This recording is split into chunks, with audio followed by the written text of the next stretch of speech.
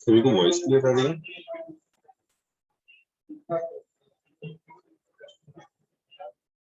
अभी क्या क्विज चल रहा है क्या?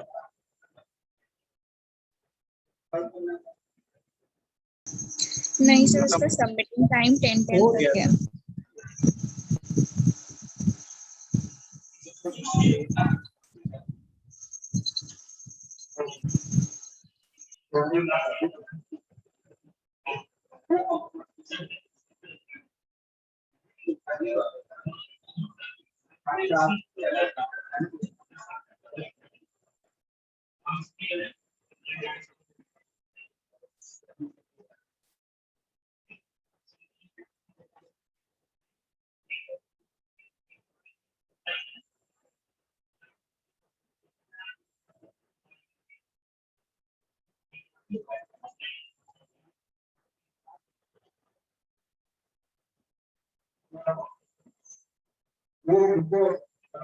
दीप श्रीवास्तव,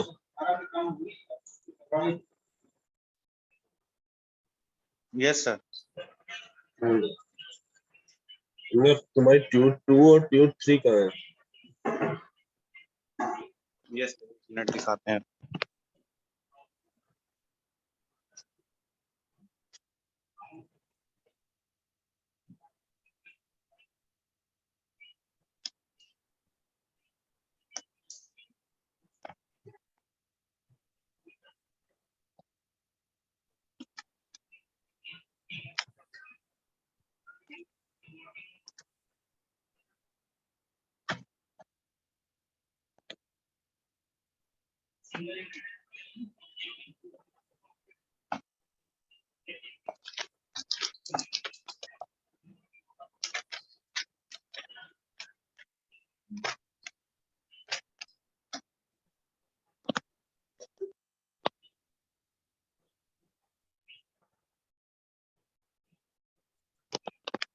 सर ये विजिबल है?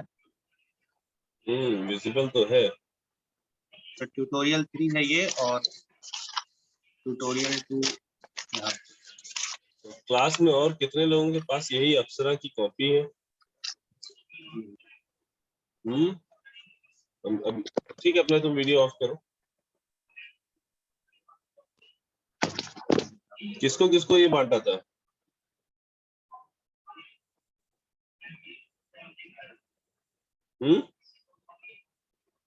मैं असाइनमेंट किसको किसको दिया था? क्योंकि कई सारी अप्सरा की कॉपियां वही सेम ट्यूट सब की अपडेटेड है वहां पे।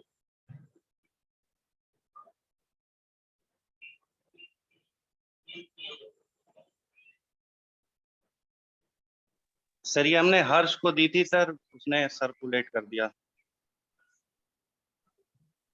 कम से कम किसी ऐसे को दिया करो जिसको थोड़ा सा इतना फेथ रहे कि कम से कम वो कॉपी करे, लेकिन इस तरह से कॉपी ना करे कि सीधा सीधा तुम्हारी स्कैन कॉपी ही वहां पे लगा दे।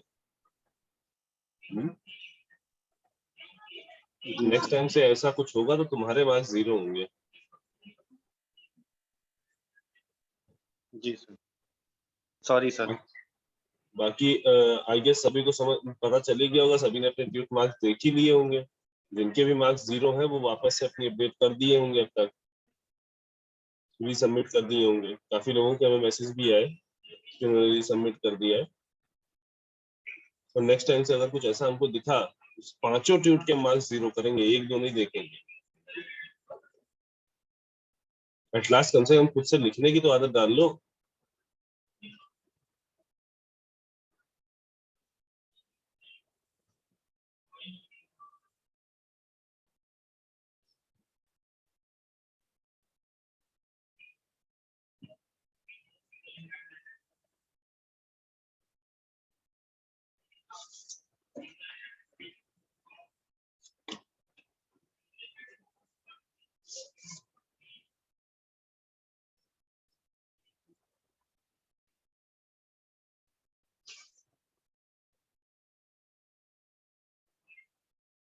Role number 65 Yunus.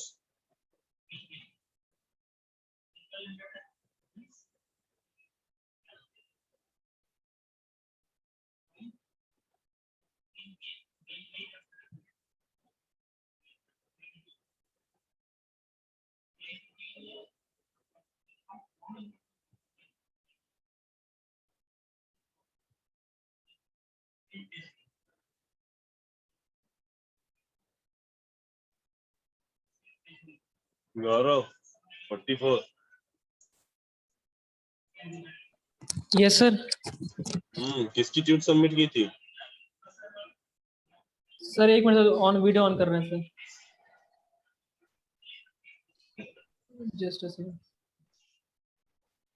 Sir. Visible visible है।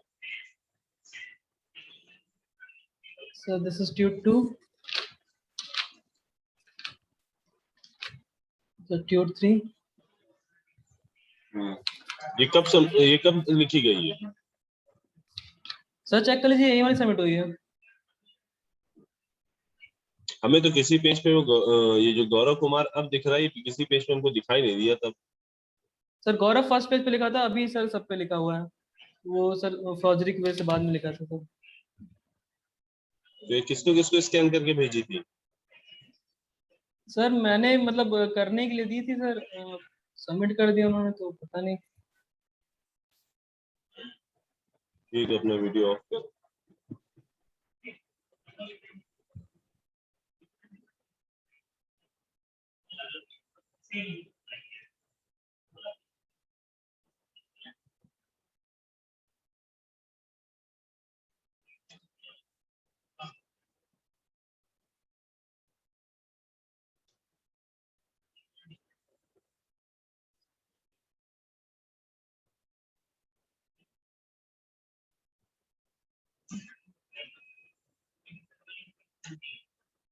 लास्ट क्लास में कहाँ पे थे हम लोग?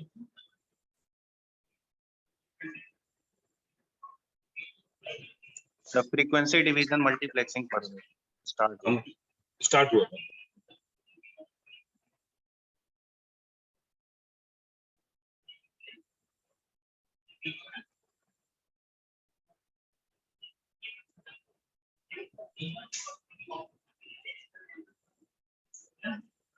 ये ब्लॉक डायग्राम डिस्कस हुआ था ना पूरा, कि भी नहीं?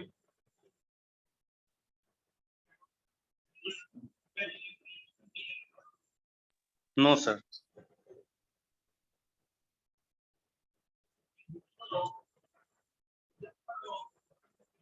कॉन्सेप्ट फ्रीक्वेंसी डिवीजन मल्टीप्लेक्सिंग का किस तरह से हम डिवीजन करते हैं ये डिस्कस हुआ था। यस सर, ये हो गया।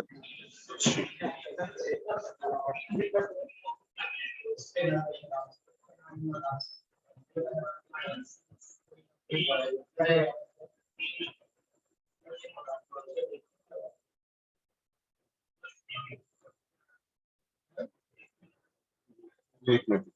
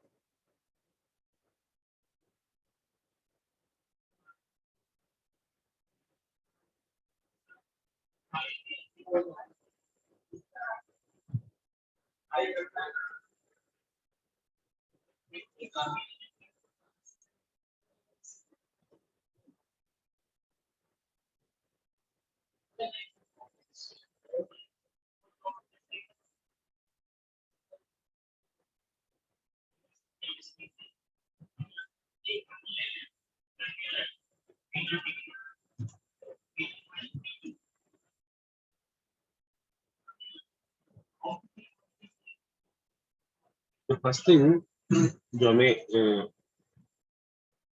फ्रीक्वेंसी डिवीजन मल्टीप्लेक्सिंग में समझनी थी वो था कि कैसे हम डिफरेंट यूजर्स, ठीक है, एक चैनल की जो होल बैंडविड्थ है उसको हम कैसे डिवाइड करते हैं डिफरेंट यूजर के बीच में। हम अकॉर्डिंग टू बैंडविड्थ, यूजर की जो बैंडविड्थ होती है उसके हिसाब से हम क्या करते हैं कि हाँ कुछ पोर्शन चैनल का हमने असाइन कर दिया यूजर 1 के लिए, कि कुछ बैंडविड्थ असाइन कर दी यूजर 2 के लिए, कुछ बैंडविड्थ असाइन कर दी हमने यूजर 3 के लिए।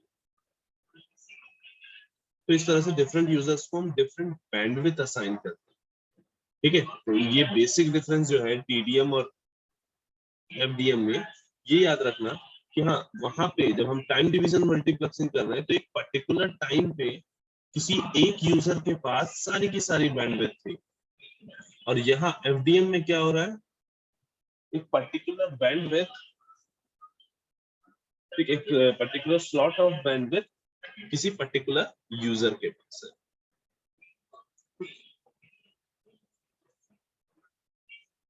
याद रखने के लिए हम लोगों ने क्या रोड का एग्जांपल लिया था कि हाँ एक पर्टिकुलर टाइम पे पूरी रोड किसी एक ट्रक को असाइंड है, वो इजीली अपना पूरा ट्रक लेके जा रहा है। और दूसरा है एफडीएम, जिसमें क्या हमने बात की कि हाँ भाई डिफरेंट लेन्स हमने डिवाइड कर दी, ये कार के लिए लेन है, ये बस के लिए लेन है, ये ट्रक के लिए लेन है। इस तरह से हमने लेन वेरीफाई कर दी कि हाँ भाई ये लेन ही तुम्हें यूज करनी है।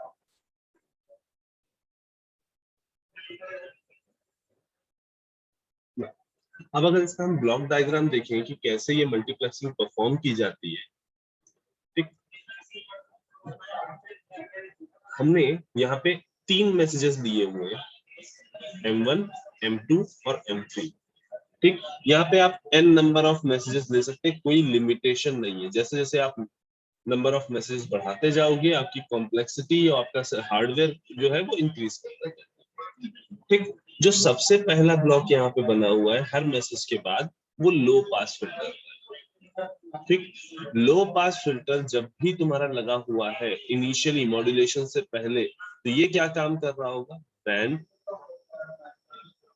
अनलिमिटेड सिग्नल को बैंड लिमिटेड सिग्नल में कन्वर्ट कर, बैंड अनलिमिटेड सिग्नल को बैंड लिमिटेड सिग्नल में कन्वर्ट कर रहा हूं। इसी को हम कई जगहों पे एंटी एलियासिंग फिल्टर भी लिखते हैं।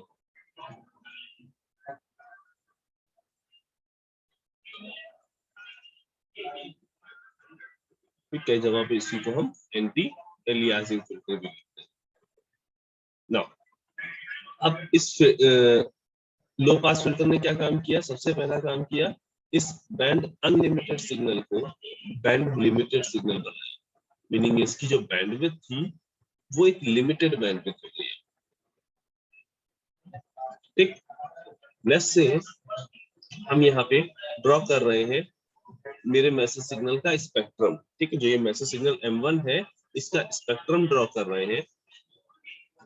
हाँ, और केवल पॉजिटिव साइड वाला हम ड्रॉ कर रहे हैं, नेगेटिव साइड वाला उसी की मिरर इमेज होगा, ऐसा हम अज्यूम कर रहे हैं। ठीक, अज्यूम क्या कर रहे हैं? हमें पता है कि हाँ, जो हमारा नेगेटिव साइड होगा इसी की मिरर इमेज होगा। लेट्स से ये मेरा मैसेज सिग्नल 1 का फोरियर ट्रांसफॉर्म है या मैसेज सिग्नल 1 का स्पेक्ट्रम।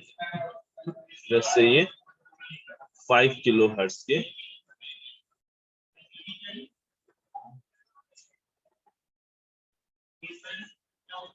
सॉरी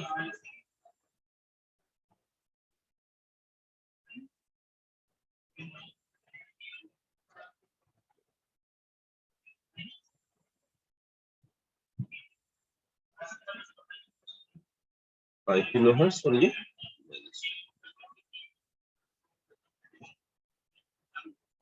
ये मेरे मैसेज सिग्नल 1 का स्पेक्ट्रम है या उसका फोरियर ट्रांसफॉर्म। ठीक, यहाँ हम फोरियर ट्रांसफॉर्म पे बात क्यों कर रहे हैं? क्योंकि हमें बैंडविड्थ चेक करते हुए जाना है, जो भी डिविजन्स करने हैं वो बैंडविड्थ के रिस्पेक्ट में करने हैं। तो हमें पता होना चाहिए कि मेरे मैसेज की बैंडविड्थ कितनी है, क्योंकि उसी के रिस्पेक्ट में सारी चीजें हो रही है। ठीक, इसी तरह लेट्स से मेरा मैसेज सिग्नल 2 था, इसको बैंड लिमिट जब हमने किया तो उसका स्पेक्ट्रम कुछ इस तरह से दिख रहा है। नाउ इसको भी हमने जो बैंड लिमिट किया है -5K से +5K तक किया है, ये M2 F। सिमिलरली जो मेरा मैसेज 3 था इसको भी हमने बैंड लिमिट किया है -5K से +5, ये M3 F। अच्छा, अब अगर किसी के दिमाग में ये डाउट आ रहा हो कि सर तीनों को सेम बैंड लिमिट क्यों किया है, कि एक बात समझ कि जो ये तुम्हारे मान लो ये तीनों मैसेजेस जो या तो तुम्हारे ऑडियो सिग्नल होंगे या स्पीच सिग्नल होगा या कोई वीडियो होगा, राइट, और इन सभी का जो फ्रीक्वेंसी रेंज है बेसिकली ऑडियो सिग्नल और स्पीच सिग्नल का, वो काफी आसपास ही रहता है, बहुत ड्रास्टिक चेंज नहीं होता। मतलब ऐसा नहीं है कि बहुत ज्यादा उनके बीच में डिफरेंस है। ठीक, दैट इज व्हाई जो हम यहाँ पे लो पास फिल्टर्स यूज करते हैं ऑलमोस्ट इस तरह के सारे ही सेम कैरेक्टरिस्टिक के होंगे, क्योंकि सेम बैंडविड्थ में लिमिट करेंगे अपने मैसेज सिग्नल। तो इसी वजह से हमने यहाँ पे एक एग्जांपल के तौर पे 5 किलोहर्ट्ज मान लिया है कि तीनों मैसेजेस जो है उनको हमने बैंड लिमिट किया है 5 किलोहर्ट्ज। ठीक, 0 से 5 किलोहर्ट्ज तक की फ्रीक्वेंसी एग्जिस्ट कर रही है। मीनिंग अगर हम इसकी बैंडविड्थ पूछे तो कितनी है? 0 से 5 किलोहर्ट्ज। इसकी भी बैंडविड्थ 0 से 5 किलोहर्ट्ज, इसकी भी बैंडविड्थ 5 किलोहर्ट्ज है ना। सबकी हाईएस्ट फ्रीक्वेंसी सेम है और सबकी लोएस्ट फ्रीक्वेंसी भी 0 है। Now, अब सोचो कि यहाँ पे अगर हमने ये मॉड्यूलेटर ना लगाया, ठीक, हम सिंपली इन तीनों मैसेजेस को इस चैनल में फ्रीक्वेंसी डिवीजन मल्टीप्लेक्सिंग के थ्रू भेजना चाह रहे हैं। ठीक, तो अब इसको जो फ्रीक्वेंसी रेंज चाहिए वो कितनी है? 0 से 5 किलोहर्ट्ज। इसको जो फ्रीक्वेंसी रेंज चाहिए वो भी 0 से 5 किलोहर्ट्ज। इसको जो फ्रीक्वेंसी रेंज चाहिए वो भी 0 से 5 किलोहर्ट्ज। मतलब तीनों सेम फ्रीक्वेंसी रेंज में ट्रेवल करना चाहते हैं। अगर ये मेरा चैनल होता, ठीक, लेट्स से 0 से 50 किलोहर्ट्ज के बीच में, ठीक, दोनों ही चाहते कि 0 से ये 5 किलोहर्ट्ज के बीच में, ठीक, इसी रेंज में सारे के सारे मैसेज सिग्नल ट्रेवल करना चाहते हैं। अब अगर हम तीनों मैसेजेस को सेम फ्रीक्वेंसी रेंज में ट्रेवल कराएंगे तो 100% है कि जो ये तीनों मैसेजेस हैं ये आपस में इंटरफेयर कर जाएंगे। That is why frequency division multiplexing में मॉड्यूलेशन नेसेसरी होता है। फर्स्ट पॉइंट ये लिख लेना, modulation is necessary in case of frequency division multiplexing. Modulation is necessary in case of frequency division multiplexing. Now, अब let's say हमने यहाँ पे इनका मॉड्यूलेशन किया, और जब हम मॉड्यूलेशन कर रहे थे तो इस मॉड्यूलेटर की हमने करियर बैंडविड्थ रखी, सॉरी करियर फ्रीक्वेंसी रखी 10 किलोहर्ट्ज, इसकी भी 10 किलोहर्ट्ज रखी और यहाँ पे भी 10 किलोहर्ट्ज रखी। तीनों जगहों पे हमने 10 किलोहर्ट्ज फ्रीक्वेंसी असाइन की, करियर फ्रीक्वेंसी जो असाइन की वो 10 किलोहर्ट्ज। ठीक ना, अब ये भी मॉड्यूलेशन करेगा हम। ठीक, मॉड्यूलेशन करने के बाद क्या होगा, मॉड्यूलेशन से क्या होता है, फ्रीक्वेंसी की शिफ्टिंग होती है। ठीक, मीनिंग जो ये सेंटर वाला पॉइंट है ये कहाँ चला जाएगा, 10 किलोहर्ट्ज पे। 5 किलोहर्ट्ज वाला पॉइंट ये कहाँ चला जाएगा, जस्ट अ सेकेंड, इसको 10 किलोहर्ट्ज नहीं 10 मेगाहर्ट्ज, हम करियर फ्रीक्वेंसी थोड़ी सी हाई लेते हैं, 10 मेगाहर्ट्ज, 10 मेगाहर्ट्ज।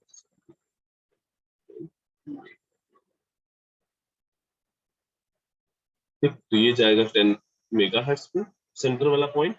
ये पॉइंट जो होगा वो कहाँ होगा, 10 मेगाहर्ट्ज प्लस 5 के, और ये जो -5 के वाला पॉइंट है ये कहाँ जाएगा, 10 मेगाहर्ट्ज -5 के, कुछ ऐसा दिखाई देगा। सिमिलरली जब यहाँ पे मॉड्यूलेशन होगा अगेन कुछ इसी तरह से ही दिखाई देगा।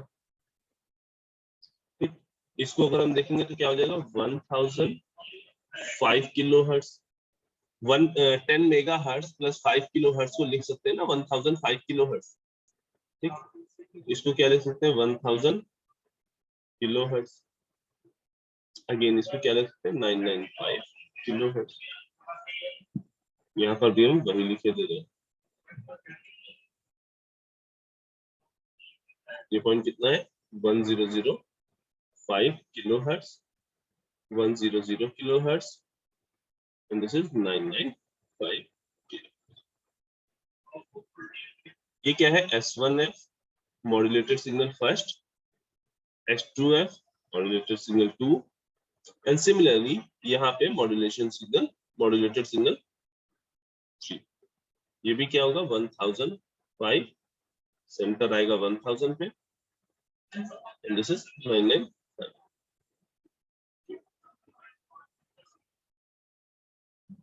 K का मतलब यहाँ पे 10 to the power 3 है, M का मतलब यहाँ पे 10 to the power 6 है। इतने पॉइंट में किसी को कोई डाउट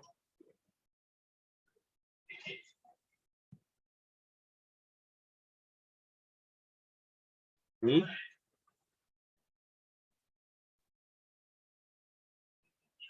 No, sir. अब एक बात ध्यान से, अगेन इन दोनों की, इस मैसेज ये जो मॉड्यूलेटेड सिग्नल है इसकी बैंडविड्थ कितनी होगी, highest bandwidth minus lowest bandwidth, that means 10 kilohertz. इसकी बैंडविड्थ चेक करो, highest frequency component minus lowest frequency component, 10 kilohertz. इसकी बैंडविड्थ अगेन 10 किलोहर्ट्ज। ठीक, तो भले ही हमने मॉड्यूलेशन कर दिया, लेकिन हमारी जो प्रॉब्लम थी कि हम जब चैनल पे ट्रांसमिट कर रहे थे तो हमारे तीनों message signal same bandwidth gain, same bandwidth में ट्रेवल करना चाह रहे थे, सेम बैंडविड्थ उनको चाहिए थी चैनल पे। तो प्रॉब्लम स्टिल वही की वही है, हमने मॉड्यूलेशन भी कर दिया फिर भी वही की वही है हमारी प्रॉब्लम।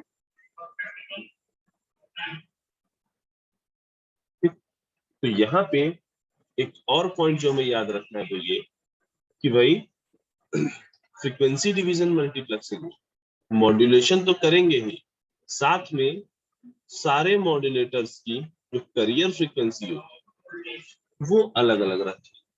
ठीक, उसकी हमने 10 मेगाहर्ट्ज रखी है, तो इसकी हमने 15 मेगाहर्ट्ज, यहाँ 20 megahertz.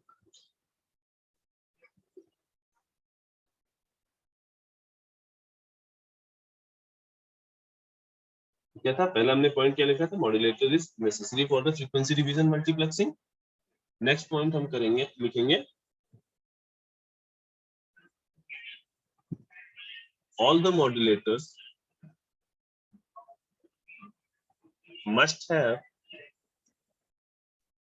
different carrier frequencies. All the modulators used in frequency division multiplexing must have different carrier frequencies.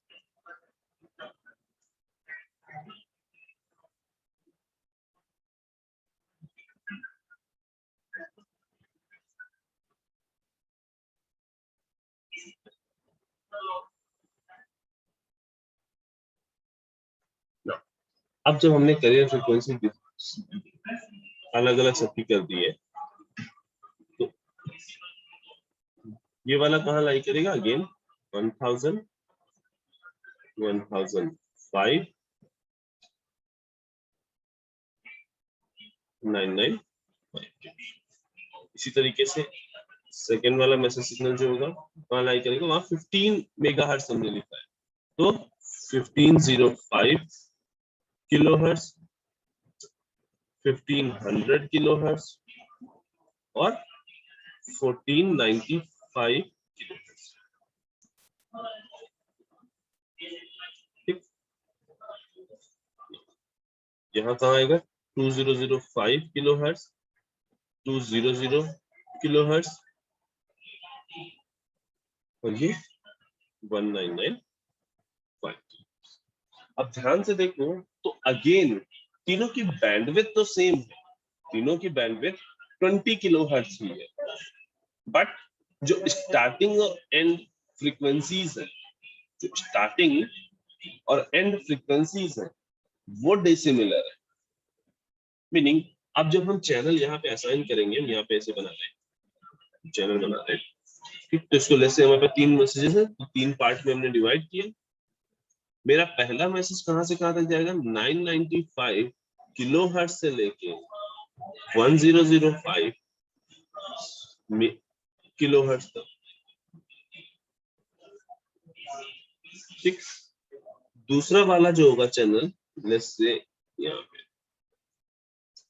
1495 kilohertz से लेके 1505 किलोहर्ट्ज तक। इसी तरह से जो थर्ड वाला होगा उसको यहाँ लिख रहे हैं 1995 किलोहर्ट्ज से 2005 किलोहर्ट्ज।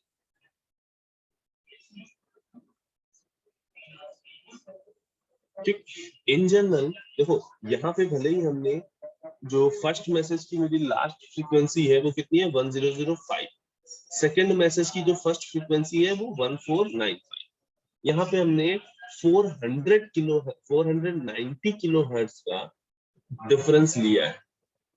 ठीक, इन जनरल हम इतनी हाई फ्रीक्वेंसी का डिफरेंस नहीं लेते, ठीक है, ताकि हमारा यूटिलाइजेशन जो हो बैंडविड्थ का वो काफी अच्छे से हो सके। हम बस डिफरेंस इतना रखते हैं कि हम बस फर्स्ट सिग्नल और सेकंड सिग्नल ये क्लैरिफाई कर पाए कि कहाँ पे फर्स्ट सिग्नल खत्म हो रहा है, कहाँ पे सेकंड सिग्नल शुरू हो रहा है।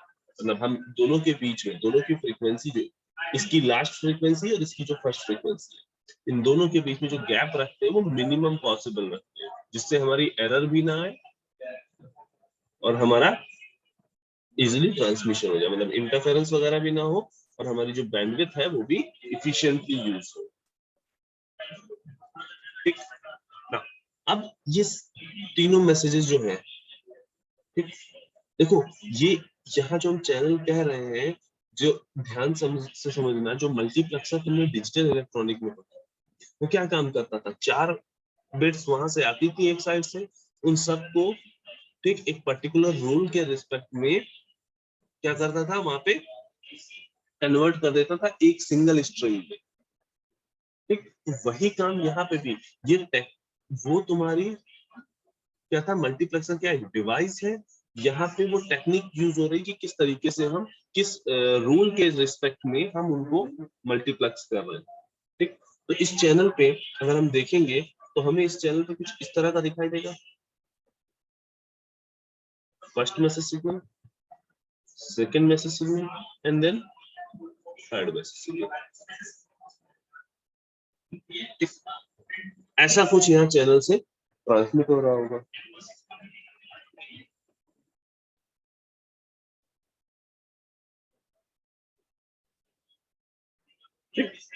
नाउ अब ये जो चैनल से ट्रांसमिट होके आया, जब ये रिसीवर पे पहुंचेगा तो रिसीवर पे हमने क्या लगा रखे हैं, 3 band pass filter, first second, 3 messages हमने की बात की, 3 मैसेजेस के हिसाब से हमने 3 बैंड पास फिल्टर। अब ये जो पहला बैंड पास फिल्टर होगा वो 995 से लेके 1005 इस फ्रीक्वेंसी रेंज को ही पास करेगा, बाकी सबको ब्लॉक कर देगा। मीनिंग वो केवल ये इसको पास करेगा, बाकी इन दोनों को ब्लॉक कर देगा। तो यहाँ बैंड पास फिल्टर के आउटपुट पे देखोगे तो तुम्हें क्या दिखाई देगा, ये इस तरह का मैसेज, मीनिंग मैसेज सिग्नल 1 तुम्हारा रिसीव हो गया। ठीक, मीनिंग ये वाला जो S1F तुमने जनरेट किया था, ये पार्ट तुम्हें यहाँ पे मिल गया। फिर इसका डीमॉड्यूलेशन होगा, डीमॉड्यूलेशन होके हमें ओरिजिनल मैसेज सिग्नल यानी 5K माइनस 5K ये हमें मिल जाएगा। यहाँ पे ये कितना है, 100599। ठीक, इस तरह से मेरा बैंड पास फिल्टर काम करेगा। इसी तरह से बैंड पास फिल्टर 2 जो होगा वो 1495 से लेके 1505 के बीच में रहेगा, किलोहर्ट्ज। तो यहाँ जो हमें बैंड पास फिल्टर का जो आउटपुट मिलेगा वो कुछ इस तरह का दिखाई देगा, हाईएस्ट फ्रीक्वेंसी 1505 और लोएस्ट फ्रीक्वेंसी 1495। फिर हम इसका डीमॉड्यूलेशन कराएंगे और हमें ओरिजिनल मैसेज सिग्नल जो हमने ट्रांसमिट किया था वो हमें मिल जाएगा। सिमिलरली यहाँ पे 1995 से लेके 2005 किलोहर्ट्ज के बीच की फ्रीक्वेंसीज केवल पास हो सकती है, मीनिंग ये पार्ट पास हो सकता है केवल, बाकी इन दोनों को ब्लॉक कर देगा। तो यहाँ जो आउटपुट मिलेगा वो कुछ इस तरह का दिखाई देगा, 1995 200। ठीक, और जो आउटपुट आएगा कुछ इस तरह का दिखाई देगा, 5K।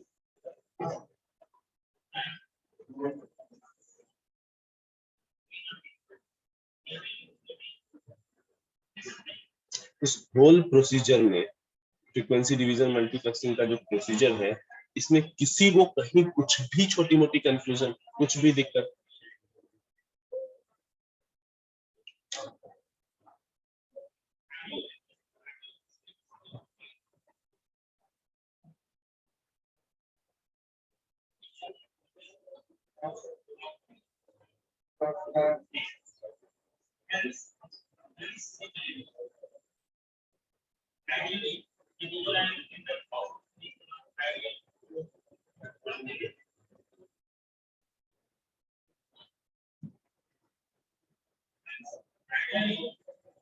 सर एक बार मॉड्यूलेटर वाला पोर्शन बता दीजिए, मॉड्यूलेटर पे जो हमने उसका जो रेंज रखा है वो।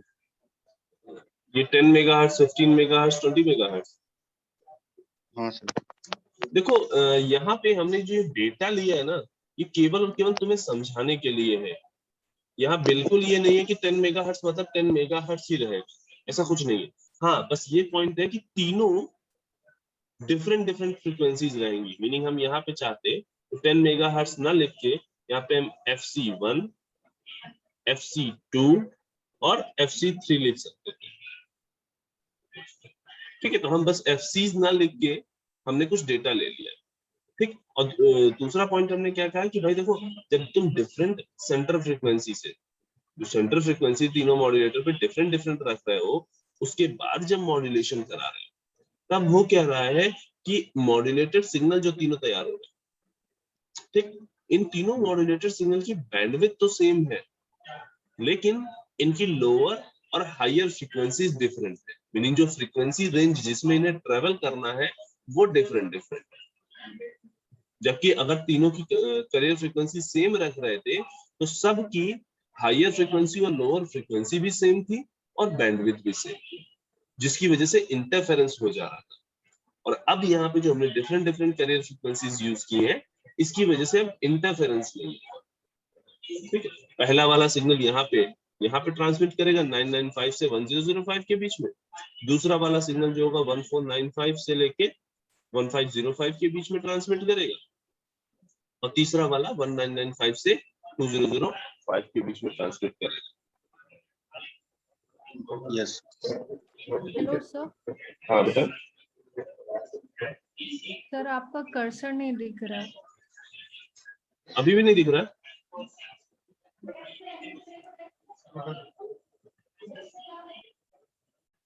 हाँ,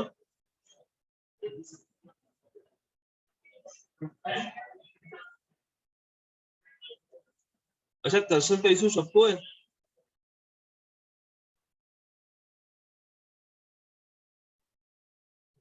जस्ट वेट करो सेकंड।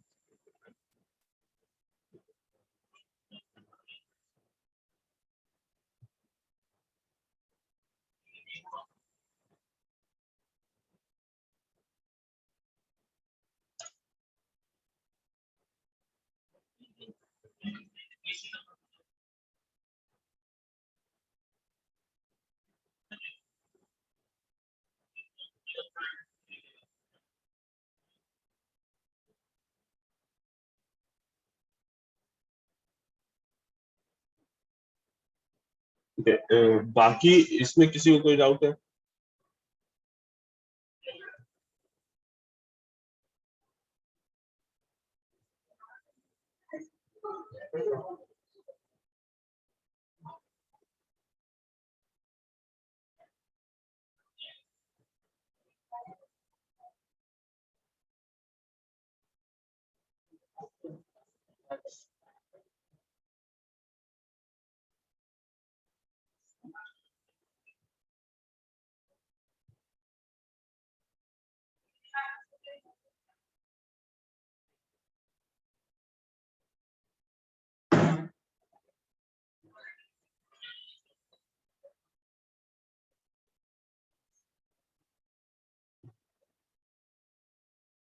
अभी कर्सर विजिबल है?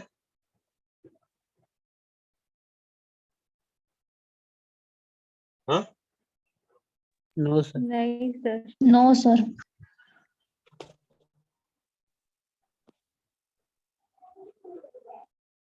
अच्छा, केवल लिखते टाइम पे दिखाई देता है? नहीं सर, आप जो लिखते हैं वो दिखाई देता है, लेकिन आप कहाँ समझा रहे हैं वो कर्सर घुमा के वो नहीं दिखाई देता सर। ठीक है, एक काम करो, तुम लोग तब तक क्लास को रिजॉइन करो, हम इस प्रॉब्लम को रिजॉल्व करने की कोशिश करते हैं। ठीक है।